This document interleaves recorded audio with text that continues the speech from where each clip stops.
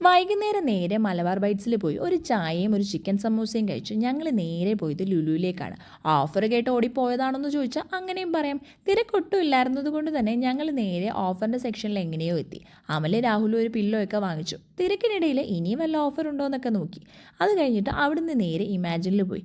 അവിടുത്തെ എല്ലാ ഗാഡ്ജറ്റ്സും നോക്കി അവിടെ കറങ്ങി തിരിഞ്ഞ് നിന്നതിന് ശേഷം നേരെ പോയത് വെസ്റ്റ് സൈഡിലേക്ക്. അവിടുന്ന് ഞാനൊരു നെയിൽ പോളിഷും അമല ദേ ഒരു ഫുഡ് വെയറും രാഹുൽ ഒരു ഷൂവും വാങ്ങിച്ചു.